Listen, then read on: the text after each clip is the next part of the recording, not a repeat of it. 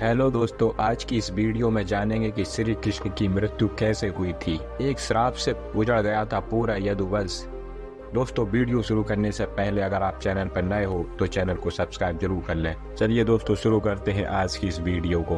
दोस्तों, श्री कृष्ण की लीलाओं से शायद ही कोई शख्स अनजान होगा, लेकिन क्या आप जानते हैं कि युद्ध के बाद श्री कृष्ण पांडवों के साथ गांधारी और धृतराष्ट्र के पास उनके बेटे दुर्योधन की मौत पर शोक जाहिर करने और क्षमा मांगने पहुंचे थे। दुर्योधन का खून में लथपथ शरीर और अंधे माँ बाप की आंखों से आंसुओं की बाढ़ से पांडवों का भी दिल भर आया था। गांधारी पांडवों को छोड़ श्री कृष्ण को दुर्योधन की मौत का असली जिम्मेदार मानने लगी थी। गांधारी ने श्री कृष्ण पर चीखते हुए कहा, आप द्वारकाधीश हैं, जिनकी पूजा मैंने खुद विष्णु अवतार मानकर की। क्या आप अपने किए पर जरा भी शर्मिंदा हैं? आप चाहते तो अपनी दिव्य शक्तियों से युद्ध को टाल सकते थे। बेटे की मौत पर आंसू बहाने वाली एक माँ का दुख तुम खुद अपनी माँ देवकी से जाकर पूछो, जिसने अपने 7 बच्चों को अपनी आंखों के आगे मरते देखा है। इसके बाद गांधारी ने कृष्ण को श्राप देते हुए कहा, यदि भगवान विष्णु के प्रति मेरी आस्था सच्ची रही है तो आज से ठीक 36 वर्ष बाद तुम भी धरती पर जीवित नहीं रहोगे। द्वारका तबाह हो जाएगा और यादव वंश का हर इंसान एक दूसरे का खून का प्यासा हो जाएगा।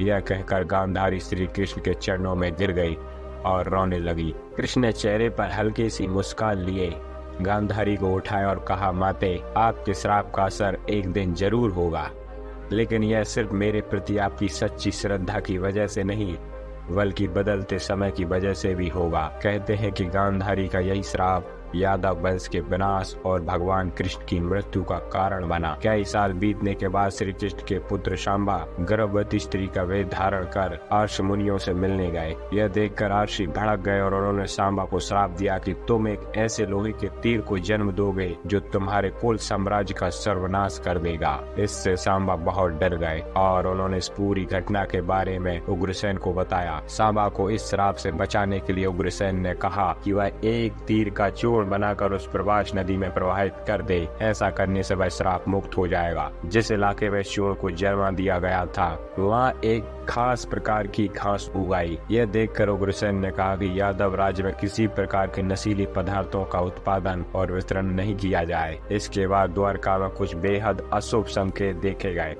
जिसमें सुदर्शन चक्र, श्री कृष्ण का शंख, उनका रथ और बलराम के हल का अदृश्य हो जाना शामिल है। द्वारका में अपराध और पाप बढ़ने लगे थे। यह देख श्री कृष्ण परेशान हुए और उन्होंने अपनी प्रजा से प्रभास नदी के तट पर जाकर पापों का प्रायश्चित करने का आह्वान किया। द्वारकावासी वहां जाकर मदिरा के नशे में चूर एक दूसरे से लड़ने लगे। गांधारी के श्राप के अनुसार यादव वंश के सभी लोग आपस में लड़कर मर गए। इस घटना के कुछ समय बाद श्री कृष्ण एक पेड़ के नीचे योग समाधि ले रहे थे। इसी दौरान जरा नाम का एक शिकारी वहां हिरण की तलाश में आ गया। जरा ने कृष्ण के हिलते हुए पैरों को हिरण समझा और तीर चला दिया। इसके बाद शिकारी श्री कृष्ण के पास पहुंचा और अपनी गलती के लिए उनसे क्षमा मांगने लगा। तब श्री कृष्ण ने उसे सांत्वना दी और बताया कि कैसे उनकी मृत्यु निश्चित थी। श्री कृष्ण ने कहा, त्रेता युग में लोग मुझे राम के नाम से जानते थे। राम ने सुग्रीव के बड़े भाई बाली का छिपकर वध किया था। अपने पिछले जन्म की सजा उन्हें इस जन्म में मिली है। दरअसल जरा ही पिछले जन्म में बाली था। यह कहकर श्री कृष्ण ने अपना शरीर त्याग दिया और इस तरह श्री कृष्ण की मृत्यु हो गई। दोस्तों, अगर आपको हमारी ये कहानी पसंद आई हो तो वीडियो को लाइक और चैनल को सब्सक्राइब जरूर कर लें।